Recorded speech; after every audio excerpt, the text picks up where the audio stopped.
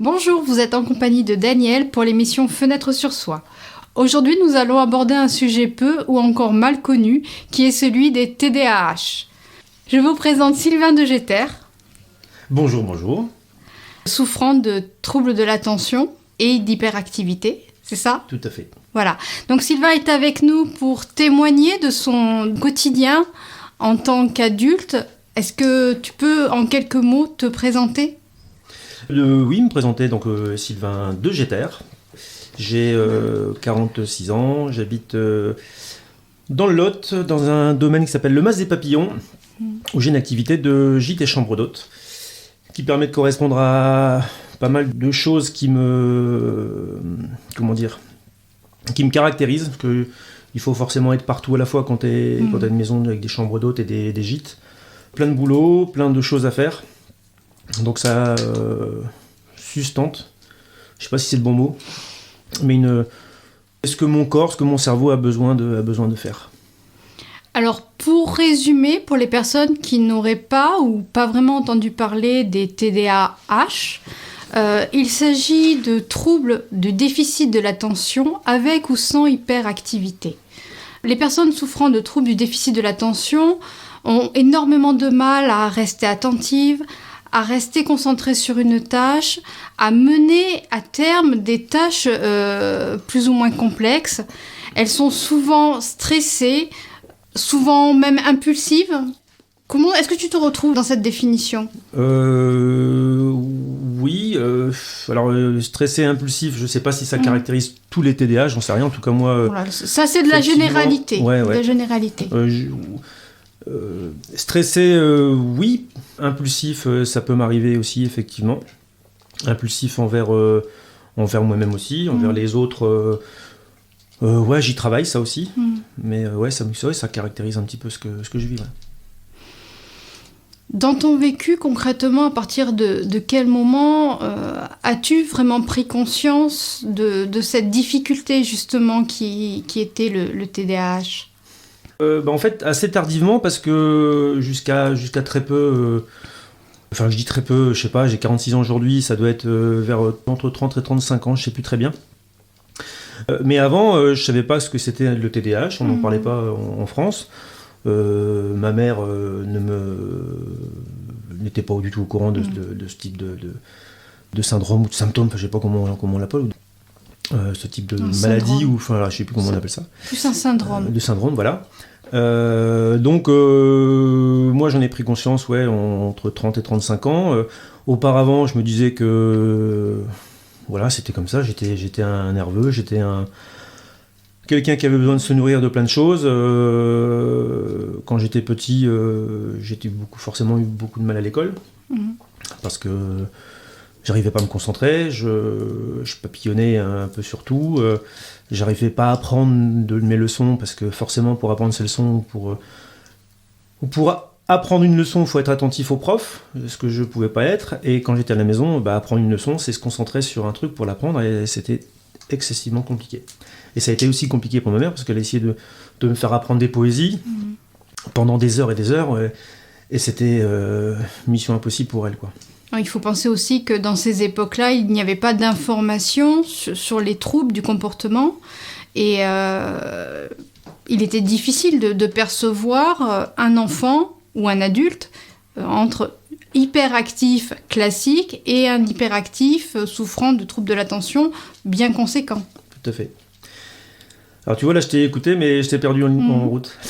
C'est pas grave, ça fait partie un petit peu du jeu, ça fait partie de l'émission aujourd'hui, on le sait autant toi que moi. L'idée c'est de pouvoir témoigner pour des auditeurs qui auraient peut-être, soit dans leur entourage, soit eux-mêmes, des difficultés et qui peuvent se retrouver aussi dans ton témoignage. Ouais, tu vois, c'est un exercice qui est vraiment très compliqué pour moi. Être assis ici en face de quelqu'un et l'écouter, alors je peux vite me perdre, donc si la personne qui est en face de moi a un discours un petit peu trop long qui est pas hyper captivant pour moi, alors je dis pas que c'est pas la personne qui est pas captivante, hein, c'est le discours où il y a quelque chose qui bouge, quelqu'un qui passe, etc. J'ai du mal à me concentrer sur ce que peut dire la personne, quoi. Donc c'est pour ça, je précise, je t'ai mis des feuilles et un crayon, comme ça si en plus tu as envie de t'occuper, de noter des choses, parce que je sais que tu as aussi besoin de noter les choses dans ton quotidien. Ouais, alors j'ai surtout besoin, parce que comme je suis assis, heureusement vous m'avez donné une chaise qui bouge, et ça je kiffe trop, la chaise qui bouge. Et j'ai besoin d'avoir quelque chose dans les mains, parce que ça me permet de me concentrer un peu plus. Si j'avais pas ça, je serais peut-être déjà parti dans d'autres réflexions et pensées. Ouais. En fait, c'est quoi le quotidien de quelqu'un qui est dans ce symptôme, dans ce syndrome de trouble de l'attention? C'est quoi ton quotidien? Si tu pouvais le résumer, aujourd'hui. C'est d'avoir 10 millions de pensées à la minute, c'est de commencer quelque chose et de pas le finir, et de le finir juste après, et en même temps que je commence quelque chose, je commence autre chose. Je suis souvent sur j'allais dire 5, 10, 15, 20 tâches à la fois.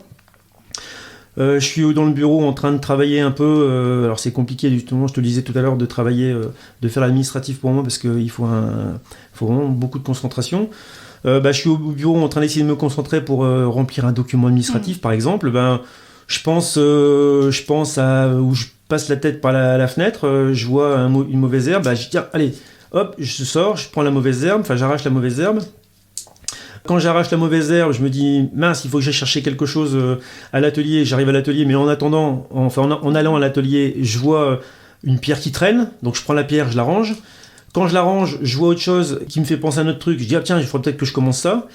Et en fait, j'ai fait plein de trucs sans jamais avoir atteint l'objectif initial, c'était de travailler sur l'administratif. Ça, c'est le quotidien, c'est mon quotidien de faire 36 millions de trucs à la fois. Alors, il y a plein de gens mon entourage, disent que je suis un peu, forcément, c'est fatigant. À la fois, je suis proactif parce que je fais énormément de choses. Je vais pas dire que je les finis pas, je les finis toujours, mais pas au moment où je les ai commencés. Alors en fait, la question, c'est toi, comment tu le gères finalement émotionnellement, intérieurement, de ne pas avoir peut-être finalisé la démarche initiale. Est-ce que toi, ça te dérange et tu cherches à finaliser quelque chose, ou au contraire, ça te sort de l'esprit parce que tu es multipensé et dans ton arborescence justement de réflexion, ça n'apparaît plus dans la réalisation? Non, clairement, ça m'énerve de ne pas l'avoir fini. Comme j'ai toujours des millions de pensées, quand j'ai fini quelque chose, je le mets de côté. C'est d'ailleurs pour ça que j'écris beaucoup. Alors quand je dis écrire, c'est toutes mes tâches que j'ai à faire. Donc je suis monsieur notes et tâches, donc j'ai 40 cahiers à la maison, 40 feuilles, avec aujourd'hui je dois faire ça et ça et ça.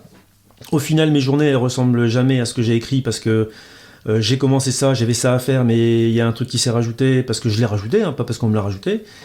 Et du coup, je fais... c'était quoi la question déjà ? C'est pas grave, c'était pour savoir si toi ça te perturbait de ne pas finaliser quelque chose. Oui, ouais, ça me perturbe parce que tant que c'est pas fini, c'est encore dans un coin de ma tête. Et quand je l'ai enlevé, j'ai l'impression de m'être enlevé un petit poids. Mais sauf que des petits poids, je m'en rajoute plein, tout le temps. Donc c'est un truc perpétuel, il n'y a jamais de fin, quoi. C'est un peu de la pression quand même, quotidienne. Ouais, c'est de la pression, ouais. Mais à l'inverse, je sais pas comment je ferais si je n'avais pas ça à faire, parce que, par exemple, j'ai déjà essayé de me poser, de lire, par exemple. C'est quelque chose qui est impossible pour moi, je n'ai jamais lu. Alors je sais lire, quand je dis aux gens que je sais pas lire, et ils me regardent tous avec des grands yeux, bien sûr que je sais lire, mais j'arrive pas à me poser et à lire un livre. Parce que pendant que je lis le livre, à la fin de la première page, mon cerveau y est parti 50 fois, et en fait j'ai relu la première page, je l'ai relu 5 fois, parce que je suis toujours parti, quoi. J'arrive pas à me concentrer sur ce que je lis. Et donc, donc c'est compliqué, quoi. Alors au niveau des études médicales, il est constaté qu'il n'y a pas de réelle déficience au niveau du cerveau, donc on ne peut pas le classifier dans les maladies, à proprement parler. Aujourd'hui, il existe des solutions dites médicamenteuses. Est-ce que justement c'est quelque chose auquel toi tu as pensé pour au moins t'alléger dans ton quotidien ou pas ? Alors, forcément, avant de prendre conscience que j'avais ce trouble, j'y pensais pas. Certainement que ma mère a dû y penser un moment parce que, peut-être pas dans ces termes-là, peut-être. Enfin, si, je me souviens qu'elle. Ah, bah si, ouais, là, je me souviens maintenant, elle me donnait des trucs à l'époque, ça s'appelait euphytose. C'était des trucs à base de plantes pour me calmer, que je sois attentif, etc. Aujourd'hui. Depuis que j'ai conscience de ça, j'y ai pensé plein de fois, mais je suis un peu embêté. J'ai du mal à passer le pas. J'y pense parce que parfois c'est vraiment compliqué. Alors ce qui est compliqué, c'est pas le trouble en lui-même, c'est la fatigue qui en découle. Parce que forcément, quand ton cerveau est tout le temps en ébullition, tu dors pas beaucoup, tu te fatigues tout le temps, donc je suis en fait toujours fatigué.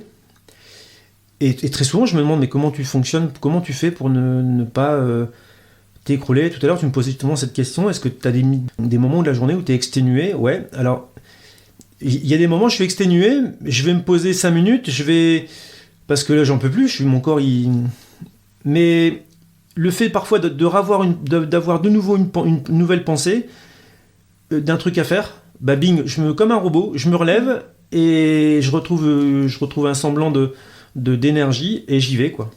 Jusqu'à le prochain événement ou prochain moment où je serai de nouveau fatigué. Et donc du coup, oui, parce que je reviens à la question initiale, c'était les cachets. J'y ai plusieurs fois pensé. Je suis vraiment très embêté par rapport à ça parce que j'ai pas envie d'être addict. Donc je l'ai pas fait. Parfois je me dis, non, très souvent je me dis, pas parfois, très souvent je me dis que ça pourrait être bien pour moi et pour les autres à côté. Mais j'arrive pas à m'y résoudre. De prendre un cachet. Alors j'ai déjà essayé aussi tout ce qui est plantes, tout ce qui est infusion, machin, tout ça pour que. Et bon, clairement ça marche pas. Et le seul moment qui marche, c'est quand je le bois. Donc là, pendant que je bois mon infusion, je suis 10 secondes en train de prendre un petit moment pour moi, quoi. Mais peut-être qu'un jour, je sais pas. En fait, je me pose la question parce que depuis que j'ai découvert ce trouble, bizarrement, ça ne fait qu'empirer. Avant, tu n'avais pas cette perception-là ? Non, non, je savais pas ce que c'était. Alors ça, pour le coup, ça m'a fait un grand bien de découvrir que j'étais TDA. Parce que j'ai enfin mis des mots sur mes mots. Pourquoi j'arrive pas à me concentrer ? Pourquoi je sais pas lire un truc, tous les autres ils savent le faire. Parce que les autres ils savent se poser, dessiner. Moi je savais pas faire, donc je me trouvais étrange par rapport aux autres. Et les réactions, en fait, on va revenir quelques années en arrière, ton enfance, ton adolescence, c'est-à-dire que tu souffrais de cette activité de difficulté de concentration, donc déficitaire de l'attention, pour utiliser les mots adaptés. Quel était le comportement finalement de l'entourage proche ? Je pense à tes parents, je pense à tes camarades à l'école et les enseignants aussi. Comment tu le vivais, ça ?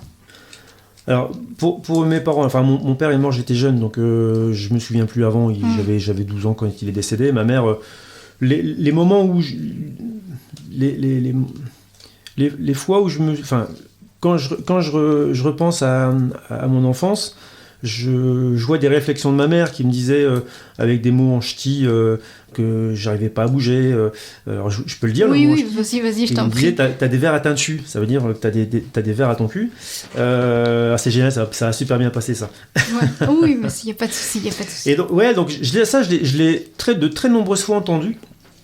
Mais forcément, comme tu sais pas que tu es atteint de quelques troubles que ce soit, tu te dis bon voilà, et franchement ça m'a libéré de savoir que j'avais ce trouble. Mais ma mère, je pense qu'elle faisait avec, mis à part les difficultés que j'avais à l'école de concentration, d'apprentissage. C'était pas trop un problème pour elle. Enfin, il me semble. Après, effectivement, je pense que il faudrait poser la question à ma mère et maintenant à mon entourage. Depuis que je sais que je sais que j'ai ce trouble, on en parle souvent avec mon épouse et mes enfants, je me rendais pas compte que c'était aussi compliqué de me suivre en fait. Parce que je parle d'un truc où quand les gens me disent un truc, j'ai déjà fini, enfin j'ai déjà compris et fini ce qu'ils voulaient dire, donc du coup je suis déjà passé à autre chose. Quand je dis quelque chose Je suis déjà... mon idée, entre l'idée que j'ai et les mots qui sortent, il y a un gros décalage, parce que l'idée, pour moi, je te dis un truc, t'es censé avoir compris avant même que... Donc, pour mon épouse et mes enfants, ça n'a pas toujours dû être facile. Mais en fait, je pense que c'est, avant toute chose, c'est d'abord pour moi que c'est pas facile. Oui, c'est ça. De vivre avec ça, c'est... Ouais, c'est compliqué, quoi. C'est compliqué. Et après, oui, parce que tu me demandais mon entourage. Donc, ma maman, effectivement, quand j'étais jeune, et après, les camarades, tout ça, je me souviens plus très bien.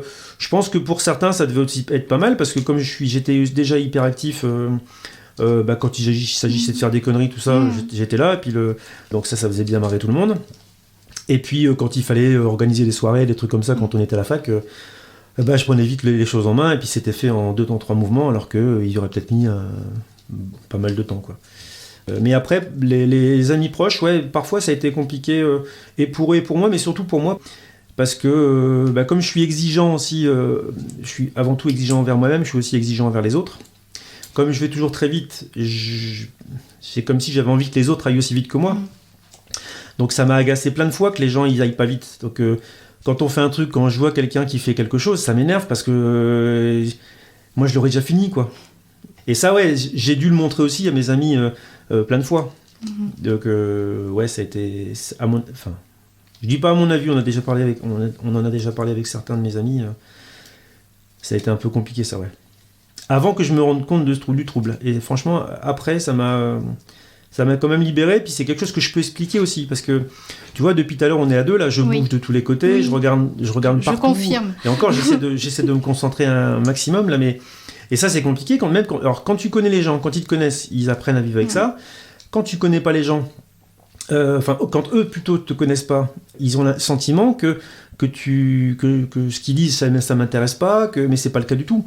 Je les écoute, mais en même temps, je regarde le mur, là, tu vois, il y a un super beau mur rejointoyé, il me plaît, je vais le regarder, tout à l'heure j'ai regardé la bibliothèque qui était là, tous les livres, je les ai quasiment photographiés, il y en a quelques-uns que j'ai jamais lus, mais que j'ai, je fais toujours 36 000 trucs à la fois, donc là, les gens, ils ont l'impression que je les écoute pas, que ça m'intéresse pas, alors qu'en fait, c'est pas le cas du tout, quoi. Oui, c'est très difficile, en effet, de pouvoir être dans une relation, quand on a le sentiment, finalement, de gêner l'autre, en fait. Dans cette action, c'est ça ? Ouais, je sais pas, c'est une question que je te pose. Je sais pas ce que ça gêne. Oui, que ça... toi ou l'autre finalement, c'est-à-dire que dans la relation, il y a une méconnaissance de l'autre peut-être qui va faire que si tu bouges, ce n'est pas que tu n'es pas présent, c'est que tu penses à de multiples choses. Exactement, ouais. Donc, si on te méconnaît, ou si on ne prend pas le temps de prêter attention entièrement à toi, finalement, on est sur un jugement, on s'arrête à quelque chose, et ça peut créer un fossé. Tout à fait. Tu vois, pendant que tu parlais, là, j'étais en train de... Je me voyais... Forcément, j'étais sur plein d'autres idées à la fois, et en même temps, et je me voyais très souvent avec mes clients, parce que, comme je disais tout à l'heure, j'ai un gîte j'ai des gîtes, et donc je reçois beaucoup de clients. C'est très compliqué pour moi parce que j'adore ça, j'adore le contact, je suis hyper sociable. Par contre, je peux pas toujours expliquer ça aux clients. Maintenant, c'est plus facile, je l'explique, pas dans toutes les conversations parce que je vais pas non plus mettre un écriteau, attention, TDAH en vue ou un truc comme ça. Mais c'est compliqué parfois parce que tu parles à des clients, tu as envie de leur parler, etc. Mais au bout de 5 minutes, parfois, mon corps, il a besoin de faire autre chose. Et puis quand je tombe sur quelqu'un qui adore parler, et là, c'est hyper compliqué pour moi, parce que je dois me concentrer à fond, mais il y a un moment où mon cerveau, il part. Et là, bizarrement, je suis plus fatigué que si j'avais soulevé 40 cailloux, quoi. Enfin 40 pierres. Le cerveau est un muscle, de toute façon. Et donc de me concentrer à écouter la personne en face de moi... Et parfois, c'est pas forcément hyper intéressant. Enfin, pas que la personne n'est pas intéressante, mais moi, par rapport à mon trouble, forcément, j'écoute ça, c'est peut-être intéressant, sauf que je suis sur 36 trucs à la fois. Donc, les trucs auxquels je pense, ils sont forcément plus intéressants, parce qu'il faut que je les fasse tout de suite. Donc, avec les gens, c'est parfois un peu compliqué. Je pense plus pour moi, au final, que pour eux. Est-ce qu'au cours des années, tu as mis des choses en place justement pour fluidifier tout ça, ou peut-être à un moment de ta vie, par exemple, tu as mis des processus en place pour être plus dans l'accessibilité? Franchement, je sais pas. Plus fluide, moins contraignant finalement. Non, enfin, aujourd'hui, en fait, j'ai le sentiment que c'est de plus en plus contraignant. Et même en ayant mis des mots sur ce trouble, c'est pas ça qui fait que ça m'a aidé psychologiquement à dire enfin, je comprends mieux pourquoi je suis comme ça. Mais c'est pas ce qui m'a sauvé, c'est pas ce qui m'a guéri, quoi.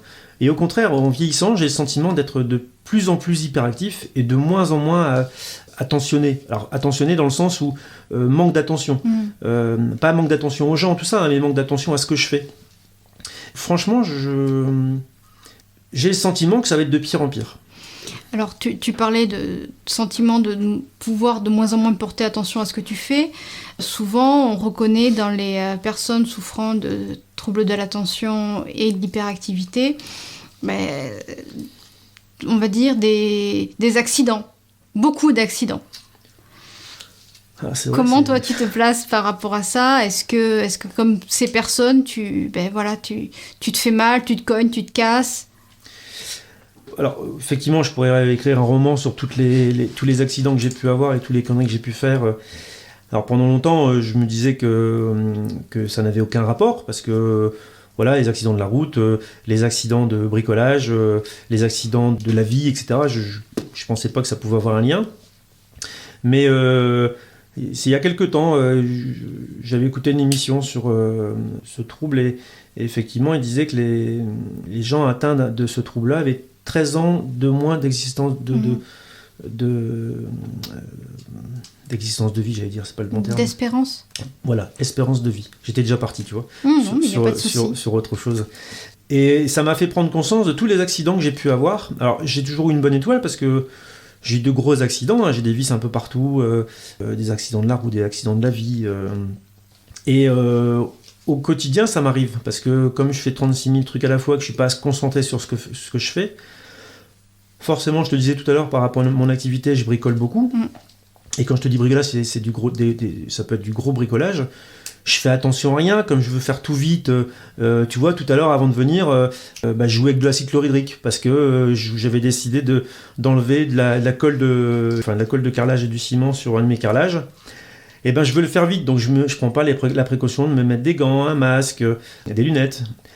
Et donc du coup, il m'est rien arrivé, mais ça a souvent été le cas. C'est m'arrive quelque chose. Tu vois, j'ai perdu le fil. Le fil, ouais. Concrètement, c'est... Ah oui, les accidents. Quel est l'accident le plus identifiable que tu pourrais avoir en mémoire, par exemple? Alors, j'ai eu plein d'accidents de la route, mais je pense pas que je puisse mettre ça sur le dos du TDA. J'ai eu beaucoup d'accidents de bricolage. Une fois, je me suis pris une bassine, parce qu'une bassine de... alors, c'était pas de l'acide, c'était... Enfin, un produit chimique que j'utilisais... Bon, j'avais vu ça, j'ai utilisé pour décaper, avec de la lessive dessous, voilà, pour décaper une porte, et puis j'ai pas pris précaution, je suis allé vite, je suis monté à l'échelle avec ce truc, avec cette bassine, puis avec le pinceau, et puis en fait, le truc est tombé sur moi, je m'en suis mis partout sur les habits, tout ça. Bon, voilà, il m'est rien arrivé non plus, ça a brûlé, j'ai appelé le centre anti-poison, etc., ils m'ont dit ce qu'il fallait faire. Mais ça arrive très souvent. Qu'est-ce que j'ai comme exemple? Oui, je prends le tracteur, tondeuse, je vais hyper vite. Du coup, comme je veux avoir fini avant de commencer, parce que j'ai déjà en tête de faire autre chose, je regarde pas ce que je fais. Pas tout à l'heure. Hier après-midi, je prends la tondeuse, j'ai coupé un fil électrique parce que je savais qu'il était là. 3 fois, je suis passé au-dessus avec la tondeuse. Et puis, c'est un fil électrique pour l'enclos des ânes. Et puis, la 4e ou la 5e fois, j'étais déjà parti dans d'autres pensées. Je suis passé dessus. Donc, heureusement, je suis pas mort électrocuté. Mais ouais, ça, c'est des exemples presque quotidiens. Il n'y a pas une journée où je fais pas une connerie liée à mon attention. Que je sais pas, je prends une pierre, je me la mets sur le pied parce que pendant que je la porte, je vois un autre truc, donc je la mets sur ma hanche pour pouvoir prendre le truc ou enlever une mauvaise herbe et puis bing, le truc qui tombe sur mon pied. Ouais, c'est constant. C'est de la mise en danger perpétuelle, en fait. Inconsciente. Inconsciente, parce que j'ai vraiment, à chaque fois que je le fais, alors pas tout le temps, c'est pas vrai, j'allais dire une bêtise, mais c'est ça qui est dingue, c'est que très souvent, je fais les choses en voyant pas de danger. Mais à côté de ça, il y a plein de fois où je me mets en danger en le sachant, et je le vois, ce que je fais. Mais c'est pas pour autant que j'arrête ce que je fais, et puis je prends des précautions, je continue. Je peux scier un truc avec une tronçonneuse. Je m'arrête un moment, je dis putain t'es con, il faut quand même que tu te protèges, quand même fais pas ça en short et en tongs quoi. Il y en a pour 5 minutes, je vais pas, il va rien m'arriver. Et en fait, très souvent il m'arrive des trucs quoi. J'étais loin, hein, non ? Non, mais c'est toujours intéressant, parce qu'en même temps l'objectif c'est que tu témoignes de ce que tu vis. C'est presque contagieux le trouble de l'attention. Non, j'étais attentive à ce que tu me disais. J'étais vraiment là. Quand on a préparé cette émission, tu as utilisé des mots forts, tu as utilisé des mots lourds, donc qui avaient surtout attrait à une impression d'être dans une camisole par rapport à ce que tu vivais. Est-ce que tu veux en parler un peu ou pas ? Ouais, d'ailleurs quand tu le dis, ça me touche toujours autant. Le fait que je l'ai dit quand on a préparé l'émission, d'ailleurs j'y ai repensé après, hein, pourquoi j'ai employé ce mot qui est très fort, et là quand tu me le dis, ouais, ça me touche, et j'ai un peu de chair de poule là, parce que c'est compliqué de sortir de ça, quoi. T'as l'impression d'être dans une pièce capitonnée où tu peux pas sortir, d'être dans une camisole. Bon, j'ai employé ce terme la fois dernière, et je pense que ça résume bien ce que je vis au quotidien, quoi. De pas pouvoir sortir de ça, d'être toujours dans les mêmes schémas perpétuels, d'avoir envie de sortir de ça, de se poser, J'aimerais bien être comme les autres. J'ai des transats partout chez moi pour mes clients. J'aimerais bien me poser sur un transat et puis y lire. C'est quelque chose qui est impossible pour moi. J'arrive pas à me poser, j'arrive pas... alors les cachets, on en parlait tout à l'heure, pour l'instant j'y suis pas passé parce que j'ai pas envie. Ce qui marche un peu, c'est la relaxation, la méditation. J'essaie de faire ça quand je peux, un quart d'heure par jour, pour pendant un quart d'heure me poser. Ça marche pas mal, mais je peux pas le faire plus parce que au bout d'un quart d'heure, mon cerveau il se remet en branle, et puis je dois refaire plein de trucs, quoi. Donc la camisole, je te dis, j'y ai repensé pas mal de temps après qu'on en ait parlé, parce que ça reflète vraiment ce que je vis, quoi. Est-ce que ça t'est déjà arrivé, on va être un peu en diagonale, est-ce que ça t'est déjà arrivé que l'on te reproche justement cette hyperactivité, mais également cette difficulté d'attention ? On te le reproche, c'est que ça t'intruse émotionnellement ou directement, ou pas ? Oui, c'est surtout dans le contexte familial, quoi. Ouais, on me reproche... Alors c'est pas vraiment des reproches, en tout cas avant qu'on mette des mots là-dessus... Ça pouvait l'être des reproches, mais je pense que je suis compliqué à suivre aussi, comme je vais toujours trop vite. Alors je vais toujours trop vite dans les faits, mais aussi dans la matière, mais mentalement aussi, je vais vite tout le temps. Quand je pense à un truc, j'ai déjà le tenant, les aboutissants, tout est fait déjà dans ma tête. Il y a une arborescence qui se met en place, clac, tac, tac, tac, tac. Donc quand quelqu'un me dit quelque chose, me parle d'un projet... Et avant qu'il ait terminé de me parler de son projet, même au tout début, son projet il est déjà fait dans ma tête, quoi.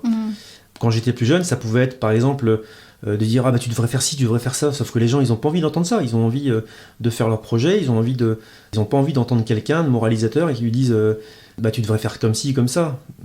Et donc ça l'a été avec l'entourage, surtout avec les gens, mon entourage proche, quoi. Ma femme, mes enfants et ma maman qui par exemple me dit tout le temps qu'elle me voit en coup de vent. Alors elle habite chez nous, mais enfin chez nous dans notre propriété, et je la vois 20 fois par jour, mais quand je passe, je peux pas me poser 5 minutes pour parler, quoi. Je passe en coup de vent, bonjour, au revoir, clac, j'y retourne 2 heures après parce que j'ai pensé à un truc. Donc ça a pu être compliqué pour ma mère, par exemple. Pour ma femme et mes enfants, je pense que ça a été compliqué de me suivre et d'être avec quelqu'un qui est toujours à 100 000 volts tout le temps, qui pense toujours à 36 000 trucs à la fois, qui a fini le truc avant de le commencer, peut-être que ça n'a... Je prends conscience aussi, tu vois, en parlant, donc c'est peut-être que j'ai pas... je leur ai pas laissé suffisamment la place aussi, parce que comme je vais toujours trop vite, quand ils m'expliquent quelque chose, si j'ai déjà fini avant qu'ils finissent leurs propos, ça leur laisse pas la place de s'exprimer et de me parler tout simplement, quoi. D'accord. Donc là, en effet, on sent hein, dans tes paroles, on sent dans tes mots beaucoup d'émotions de toute façon. Hein, déjà, il y a beaucoup de sincérité, je tiens vraiment à le soulever. Également, souvent on attend des personnes qui sont en difficulté d'attention, on l'entend souvent, hein. Allez, prends 5 minutes, tu peux quand même te concentrer, ou fais attention, etc. Là, dans ton témoignage, on voit très bien que quand on est dans cette souffrance-là, c'est pas dire « concentre-toi » qui va faire que ça va résoudre le problème. Au contraire, il est possible que ça génère autre chose. Complètement. Donc ça peut générer une angoisse, un stress. Et dans ces cas-là, comment ça se traduit pour toi ? Alors, je dirais, aujourd'hui, ça m'arrive moins parce que je suis adulte, donc les gens peuvent c'est pas qu'ils osent pas, mais il y a quand même très peu de personnes qui me disent « Bon, non, c'est bon, tu vas arrêter. » Mais par contre, quand j'étais petit, moi, j'ai beaucoup souffert de ça, parce que les instits, les profs, ils pouvaient pas comprendre, puisque déjà à l'époque, on parlait pas de ce trouble. Il était méconnu. Inconnu ou méconnu, je pense plutôt méconnu, parce qu'il devait certainement déjà exister. Les profs, ils pouvaient pas comprendre pourquoi je pouvais pas me concentrer 5 minutes sur la lecture d'un passage de livre, et donc ça, je l'ai entendu des milliers de fois. Mais concentre-toi, prends 5 minutes, je sais pas, tous ces mots-là, je les ai entendus des milliers de fois. Aujourd'hui, je peux l'entendre, parce que dans mon entourage, je l'entends, mais parce qu'ils ont aussi envie, pour moi, que je prenne un peu de temps pour moi, que je me calme, que je souffle un peu, que je sois moins fatigué. Mais c'est surtout quand j'étais petit, je l'ai constamment entendu, ça. Ça va ? Ouais. Je te vois tripoter. Alors Sylvain a une paille dans les mains, et la paille n'a plus de nom que le nom, en fait. Mais heureusement que je l'ai, cette paille, ça me permet de me concentrer. Tu vois, on est dans un studio là où... pour moi, c'est hyper compliqué de rester attentif comme ça, sans pouvoir... bouger, sans pouvoir faire autre chose. Donc du coup, cette paille, depuis tout à l'heure, je m'excite dessus là, pour pouvoir essayer de me concentrer un maximum. Donc c'est un bon outil, en fait. Tout à fait. Et ça peut être une paille, ça peut être un stylo, ça peut être...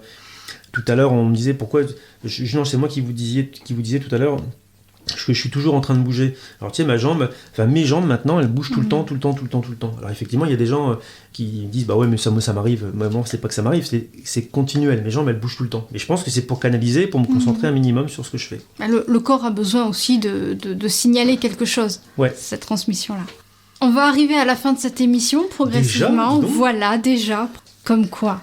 Là, je pensais pas qu'on serait arrivé aussi vite, tu vois. Donc ça veut dire qu'il y a des choses à dire. Il y a des choses à dire, et je pense qu'on pourrait largement en dire encore plus. Tout à fait. Moi, ce que j'aimerais, c'est que, comme on l'a fait à la préparation, et avec la même spontanéité qui te caractérise, c'est que tu apportes aussi ce mot de la fin à toutes ces personnes qui ont dans leur entourage des souffrances de troubles de l'attention, des troubles de l'hyperactivité, des parents qui ont un enfant potentiellement en TDAH. Qu'est-ce que tu pourrais dire à toutes ces personnes aujourd'hui, avec ton recul, avec ton vécu, avec ce que tu es là aujourd'hui ? La chose que j'ai envie de dire qui me semble important, c'est pour les enfants, parce que forcément j'en ai souffert, ce que je te disais tout à l'heure. J'ai envie de dire à ces enfants, à partir du moment où ils ont conscience de ce trouble-là, qu'ils ne s'inquiètent pas, parce qu'en fait... on peut les mettre dans des catégories, on peut leur dire oh, t'es nul à l'école, tu t'arriveras jamais à rien. Ça aussi, j'ai entendu des milliers de fois, quoi. Sauf que non, moi j'ai réussi plein de choses dans ma vie, parce que quand t'es hyperactif, tu peux aussi faire plein de choses. Et j'ai fait plein de choses dans ma vie. J'ai beaucoup changé de boulot, beaucoup changé de création. J'ai toujours créé plein de trucs, des boîtes, des entreprises, etc. Et ça, c'est une grosse chance. Donc ils s'inquiètent pas. Moi, je pense souvent à ces enfants comme moi là qui se posaient plein de questions sur ce qu'ils allaient faire plus tard, parce qu'ils n'étaient pas comme les autres. Et moi, j'ai envie de leur dire, vous inquiétez pas, vous allez arriver à faire plein de choses, vous allez faire plein de choses. Oh, très beau témoignage, très très très beau. Merci. Merci infiniment, Sylvain. C'est vrai qu'on est contraint par le temps également. Il y aurait tellement de choses à dire, et je suis convaincue qu'il est toujours possible que tu reviennes un autre moment Ouais, ça pour sera avec plaisir, en tout cas. poursuivre un petit peu tout ça et échanger peut-être avec des questions qui pourraient à un moment donné se poser. Tout à fait. Du moment que tu me donnes une paille, tu vois, moi je suis Oui, partant pour je tout. peux te donner toutes les pailles que tu veux si tu veux. C'était Daniel pour l'émission Fenêtre sur Soi. Un grand merci à Sylvain pour son témoignage sincère et où il a mis tout son cœur, toute son intégrité. Je vous souhaite du soleil dans votre tête, des sourires dans votre cœur.